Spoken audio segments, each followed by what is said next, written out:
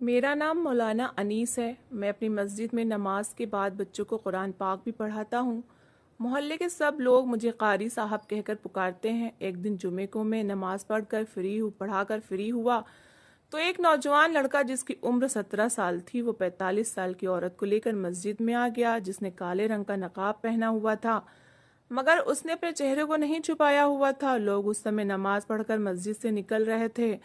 उस लड़के ने मुझे सलाम किया और मेरे सामने बैठ गया। जब मैंने उस लड़के से आने की वजह पूछी तो वो कहने लगा, कारी साहब आप मेरा निकाह इस औरत के साथ पढ़ा दीजिए। उस लड़के की बात सुनकर मुझे बड़ा अजीब लगा, क्योंकि वो औरत उसकी माँ लग रही थी मगर वो थी बहुत खूबसूरत। मैंने उस लड़के से कुछ जानकारी हासिल करनी चाहिए, कहाँ से आए हो और कोई गवाह वगैरह भी साथ लाए हो कि नहीं। वो लड़का कहने लगा, मेरे साथ कोई नहीं है, हम दोनों अपनी मर्जी से निकाह करना चाहते हैं, आप किसी भी तरह हमारा निकाह पढ़ा दें। मैंने उस औरत की तरफ देखा तो उसने भी यही कहा कि मैं अपनी मर्जी से इस लड़के के साथ निकाह करना चाहती हूँ। मगर मुझे वो दोनों बहुत अजीब लग रहे थे। ऐसा लगता था वो दोनों घर से भाग कर आए हों। कल को अगर कोई पुलिस केस हुआ तो मैं मुफ्त में फंस जाऊंगा, इसलिए मैंने निकाह पढ़ाने में से इनकार कर दिया। तभी उस लड़के ने अपनी जेब में हाथ मारा और 50,000 मेरे सामने रख दिए और कहने लगा, ये आपकी फीस है और मैं इस बात की गारंटी देता हूँ कि आप साथ कोई प्रॉब्लम नहीं होगी। सच कहूँ तो मैं 50,000 देख कर लालच में आ गया था और मैं इन दोनों का निकाह पढ़ाने के लिए राजी हो गया। वैसे भी वो दोनों अपनी मर्जी से आए थे। मैंने उस लड़के से कहा कि ठीक है, मैं निकाह पढ़वा देता हूँ मगर इसके लिए गवाह होना ज़रूरी है, तुम गवाह लेकर आओ फिर तुम्हारा निकाह हो जाएगा। वो लड़का 1 घंटे में गवाह लेकर आ गया और मैंने इन गवाहों के सामने उस लड़के का निकाह उस औरत से पढ़ा दिया। निकाह के बाद वो दोनों वापस चले गए, लेकिन कुछ दिनों के बाद फिर एक अजीब हादसा हुआ जिसने मुझे दोबारा उस जोड़े से मिलवा दिया। मेरे माँ बाप जिंदा न थे। मैं अपने मामू के घर पर रहकर पला बड़ा था, इसलिए मैं फ्री टाइम में अपने माँ बाप की कब्र पर चला जाता था और वहां बैठकर कुरान पाक पढ़ता रहता था। आज मैं जैसे ही कब्रिस्तान के अंदर गया तो मेरी नज़र एक कब्र पर पड़ी जिस पर बहुत सारे फूल डले हुए थे। मेरे दिल ने कहा कि मैं पहले इस कब्र पर फातिहा पढ़ लूं फिर आगे निकल जाऊंगा। अभी मैं उस कब्र के पास बैठा ही था कि मेरे कानों में सिसकियों की आवाज़ आने लगी। मैं एकदम से चौंक गया। मैंने पीछे मुड़कर देखा तो मेरी जान निकल गई, क्योंकि सामने एक औरत थी जिसने काला नकाब पहना हुआ था और वो दीवार के साथ टेक लगाए लगातार रोए जा रही थी। मैं उसके पास चला गया। उसका शरीर सिसकियों से लगातार कांप रहा था। मैं आराम से वहां खड़ा हो गया। फिर मेरे दिमाग में पिछले गुजरे हादसे किसी फिल्म की तरह चलने लगे। ये नकाब, ये हुलिया और हाथ पैर बिल्कुल उसी औरत के जैसे थे जो कुछ दिन पहले मस्जिद में निकाह के लिए आई थी। उसकी रोती हुई आवाज़ सुनकर मैं बहुत कुछ समझ चुका था कि शायद जिससे उसका निकाह हुआ था वो मर गया है और शादी के कुछ दिन बाद ही औरत विधवा हो गई है। मैंने देखा तो लगातार रो रही थी। फिर मुझे वहां मौजूद पाकर पीछे मुड़ी और मुझ पर नजर पड़ते ही कहने लगी, तुम यहाँ क्यों खड़े हो? मुझे बर्बाद करके चैन नहीं आया तुम्हें? मैंने हैरत से उसकी तरफ देखा और कहा कि मैंने आपको कैसे बर्बाद कर दिया है? आप तो उस दिन अपनी मर्जी से निकाह के लिए आई थी। वो औरत कहने लगी, अरे तूने मेरा निकाह पढ़ाया था तो तूने ही मेरी बर्बादी की कहानी लिखी है। ये कहकर वो दोबारा रोने पीटने लगी और अपने हाथ कब्र पर मारने लगी। मैंने पूछा कि क्या आपका पति मर गया है? नहीं, वो तो नहीं, बस मैं मर गई हूँ, वो ये कहकर फिर से रोने लगी। बेध्यानी में मैं उसके चेहरे को देखता ही रह गया, क्योंकि उस दिन मैंने उसे गौर से नहीं देखा था। वो बहुत सुंदर थी, औरत थी, उसकी उम्र शायद ज्यादा हो, लेकिन चेहरे पर इस कदर खूबसूरती थी, मैंने आज से पहले इतनी खूबसूरत औरत नहीं देखी थी। मैंने कहा, आपको इस समय यहाँ नहीं होना चाहिए, शाम का समय होने वाला है और यहाँ पर अच्छे लोग नहीं आते, आपका यहाँ बैठना ठीक नहीं है। मेरी बात सुनकर वो बोली, आप मुझे अपने घर ले चलिए, मैं आपकी खिदमत करूंगी, आपके घर के काम करूंगी, लेकिन मैं दोबारा उस घर में नहीं जाना चाहती। खुदा के लिए मुझे मत समझिएगा, लेकिन मैं सिर्फ और सिर्फ आपकी खिदमत करूंगी, मेरा और कोई मकसद नहीं है। मुझे सिर्फ पनाह चाहिए, मैं आपके सब घर वालों की खिदमत करूंगी। उसकी बात सुनकर मैं चुप हो गया। मैंने उसे बताया कि तुम मेरे घर तो चल सकती हो, लेकिन खिदमत करने का मैं कुछ नहीं कह सकता। मुझे सिर्फ एक रात की पनाह चाहिए, मैं सुबह किसी और जगह चली जाऊंगी, लेकिन आप मुझे अपने घर में जगह दे दीजिए, मैं आपकी एहसानमंद रहूंगी। मुझे डर भी लग रहा था। एक अकेली औरत को मैं अपने घर में कैसे ले जा सकता था, लेकिन अब जाहिर है उसने अब बात ही ऐसी की थी और मैंने उसे खुद अपने साथ अपने घर चलने का कह दिया। अब मैं उसे मना भी नहीं कर सकता था। मैंने कहा, आप मेरे साथ आइए, मैं आपकी हर तरह की मदद करूंगा। वो कहने लगी कि बस ये बात किसी को पता नहीं चलनी चाहिए। उसने दोबारा खुद को नकाब में ढांप लिया। मैं वैसे तो पैदल कब्रिस्तान आया था, मगर उस औरत की वजह से अब मैंने एक रिक्शे को रोक लिया था। हम दोनों उसमें बैठ गए। थोड़ी ही देर के बाद मेरा घर आने वाला था। मेरे दिल में हजारों सवालात थे कि मैंने आखिर इस औरत की बर्बादी कैसे की। इसने तो खुद निकाह करने को कहा था और अब रो रही है। पता नहीं किसकी कब्र पर बैठी मातम कर रही थी। लेकिन इसमें मेरा क्या कसूर है? अगर इसका पति मर गया है तो इसमें मेरा कोई कसूर तो नहीं है। मैं ये बातें सोच ही रहा था कि उस औरत ने मुझे हैरान कर दिया। कहने लगी कि मेरा पति शायद मुझे ढूंढता हुआ आपके पास आएगा, लेकिन खुदा का वास्ता आप उसे मेरे बारे में कुछ मत बताइएगा। अगर आप मुझे अपने घर में नहीं रखना चाहते तो मैं कहीं और चली जाऊंगी, पर मैं दोबारा उस घर में नहीं जाऊंगी। मैंने बहुत बड़ा गुनाह किया है और उसकी सजा मुझे मिल रही है। मैं उसकी बात पर हैरान रह गया और पूछा कि आपने ऐसा क्या किया है कि आपको खुदा की तरफ से सजा मिल रही है? क्या आपका पति इस शादी से खुश नहीं है? खुश नहीं था। मेरी बात सुनकर वो आंसू पोंछने लगी। फिर रिक्शे वाले की तरफ इशारा करके बोली, नहीं, मैं आपको अभी नहीं बता सकती, आपके घर चलकर मैं आपको सब बताऊंगी। वाकई रिक्शे वाले के सामने इतनी बातें करना ठीक नहीं था। थोड़ी देर के बाद हम लोग घर पहुंच गए। मैंने उसे अपने कमरे में बैठने को कहा। मेरे पास एक ही कमरा था और मैं इस घर में अकेला रहता था। मैं बाहर चारपाई पर आकर लेट गया। मैंने अपने साथी को फोन कर दिया था कि मगरिब और इशा की नमाज पढ़ा दे। मैं इस औरत की वजह से मस्जिद भी नहीं जा सकता था। वो औरत मेरा खाली घर देखकर डर गई और कहने लगी, क्या आप इस घर में अकेले रहते हैं और दूसरा कमरा भी नहीं है? मैंने कहा, नहीं, ये एक ही कमरा है, क्योंकि मेरे माँ बाप नहीं हैं और मैं इस घर में अकेला रहता हूँ। बीवी भी नहीं है, बहन भाई भी नहीं है, इस दुनिया में मेरा कोई भी नहीं है, बस एक मैं ही हूँ। पहले मैं अपने रिश्तेदारों के पास रहता था, फिर यहाँ आ गया। मेरी बात सुनकर वो थोड़ी परेशान हो गई कि आपका घर भी मेरी वजह से तबाह ना हो जाए, इसलिए मैं सुबह वापस चली जाऊंगी। बस आज रात मुझे आप यहाँ रहने दीजिए। फिर मुझसे कहने लगी कि आपको मैं खाना पका कर दूंगी। मैंने कहा, अगर आप ऐसा कुछ कर सकती हैं तो मैं आपको मोहल्ले के किसी घर में काम पर लगवा दूंगा। आपको अच्छी नौकरी मिल जाएगी, आप अच्छा पैसा भी कमा लेंगी और खुद इस तरह अपना पेट पालने के काबिल भी हो जाएंगी। अब मैं वापस नहीं जाना चाहती, बल्कि जिस मस्जिद में आप कारी साहब हैं मैं उसी मस्जिद की सफाई करूंगी ताकि मेरा गुनाह माफ हो जाए। वो बार बार यही बातें कर रही थी। मुझे इसकी कहानी बहुत दिलचस्प लग रही थी। इससे पहले कि मैं उससे और बात करता, मेरे घर के दरवाजे पर दस्तक होने लगी। मैं चौंक गया था। मैंने दरवाजा खोला तो सामने मोहल्ले के 3-4 बुजुर्ग खड़े हुए थे। मैं उन्हें देखकर समझ गया ये क्यों आए हैं। मैंने उनसे उनके आने की वजह पूछी तो वो कहने लगे, देखिए कारी साहब, हम आपकी बहुत इज्जत करते हैं, मगर ये शरीफों का मोहल्ला है। हम यहाँ पर बहनों बेटियों वाले हैं और आप यहाँ अकेले रहते हैं। आप हमारी मस्जिद के इमाम हैं। हमने आपको रहने के लिए इस मोहल्ले में एक मकान भी लेकर दिया, वरना हम अकेले लड़कों को इस तरह मोहल्ले में रहने नहीं देते। लेकिन आज जो आपने हरकत की है वो नाकाबिले माफ़ी है। आप अपने साथ किसी औरत को लेकर आए हैं। हमें आपके पड़ोसी ने बताया कि शाम के समय आप एक औरत को लेकर अपने घर में दाखिल हुए हैं। अब वो औरत या तो हमारे घर में रहेगी या आप इसे यहाँ से भेज दीजिए। हमारे मोहल्ले में सब शरीफ लोग रहते हैं। मैं उम्मीद करता हूँ कि आप भी हमारा भरपूर साथ देंगे और इस औरत को हमारे हवाले कर देंगे। सब मोहल्ले वाले मुझ पर इल्ज़ाम लगा रहे थे, मगर मैंने उनकी बात सुनकर ज़रा भी बुरा नहीं माना था।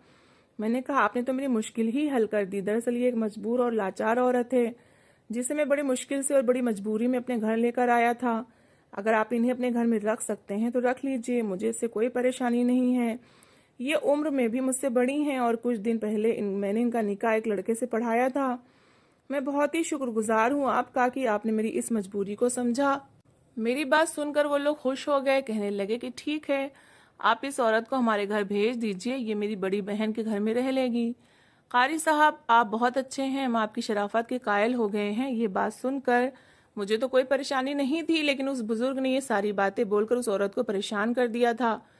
मैंने जाकर उससे माफ़ी मांगी और कहा कि मोहल्ले वालों की नज़र में ये सब ठीक नहीं है, तुम्हें इन लोगों के साथ जाना होगा। वो बड़ी बेदिली से उठी और उनके साथ चली गई।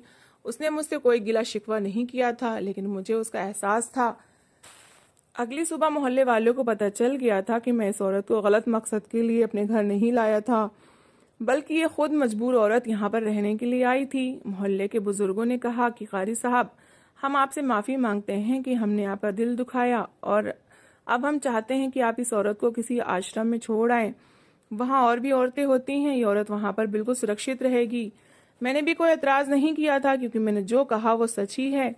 मैंने मोहल्ले में एक बुजुर्ग को एक साथ लिया और इस औरत को रिक्शे में बैठाया और हम लोग एक आश्रम की तरफ चले गए। मैंने कहा, हमारे पास ज़्यादा समय नहीं है, आपको मुझे अपनी सारी कहानी अब यहीं सुनानी होगी, क्योंकि आप अच्छी तरह जानती हैं कि कल क्या हुआ है। मेरी बात सुनकर वो मुझसे माफ़ी मांगने लगी और बोली कि मेरी वजह से आप बदनाम हुए हैं। आप बेशक मुझे अपने साथ मत रखिए, लेकिन आश्रम में अपनी जिम्मेदारी पर मुझे वहाँ पर छोड़ आए और उनसे ये भी कह दीजिए कि कोई मुझे लेने आए तो मुझे उसके हवाले ना करें। मैंने कहा, बिल्कुल इस बात की फिक्र ना करें, मैं उनसे खुद बात करूँगा। मेरी बात से वो निश्चिंत हो गई और फिर अपनी कहानी सुनाने लगी।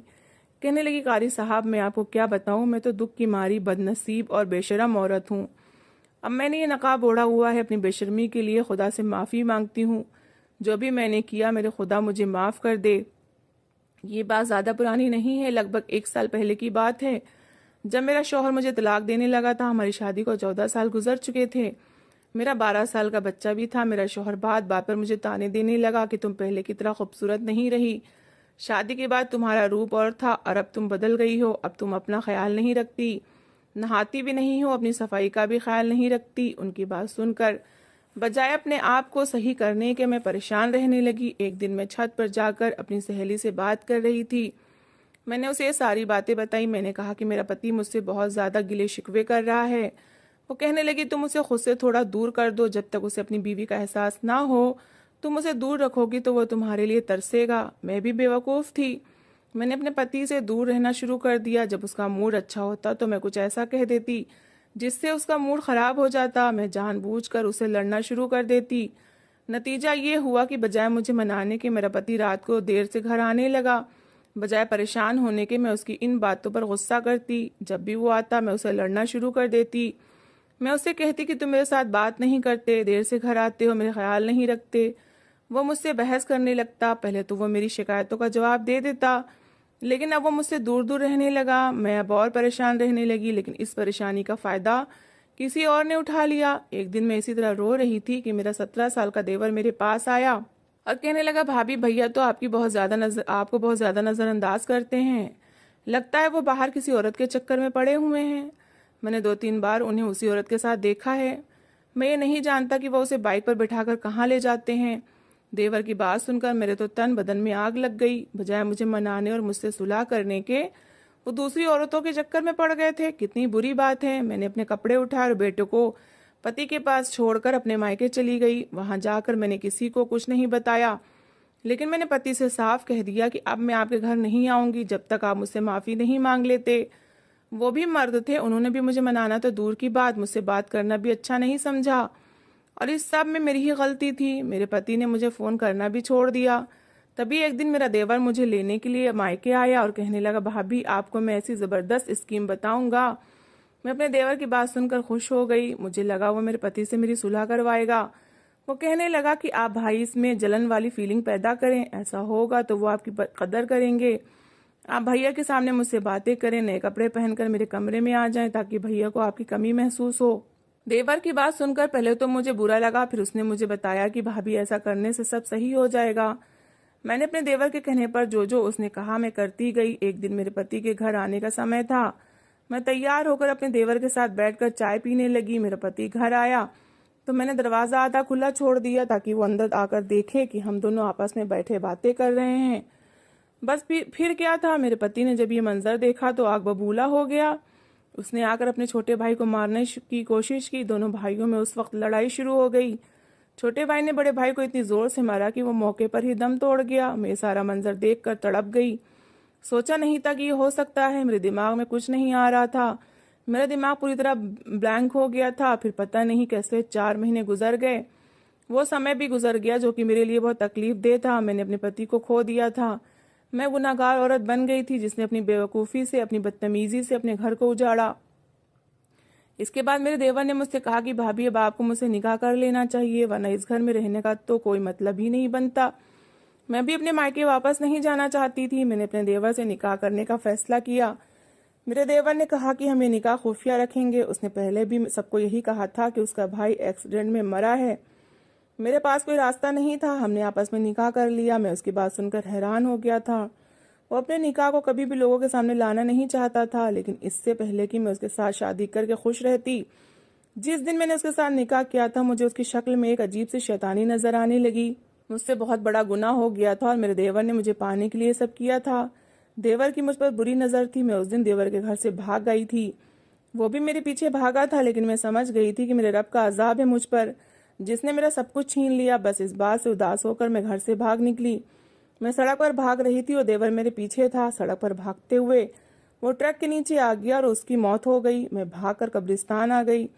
मैं बहुत डर गई थी। मैंने आपसे झूठ कहा था कि वो जिंदा है। मेरा पति और मेरा देवर दोनों ही मर चुके हैं और अब मेरी बारी है। मैं खुद को बहुत गुनाहगार समझती हूँ। उम्र भर तौबा में गुजारना चाहती हूँ।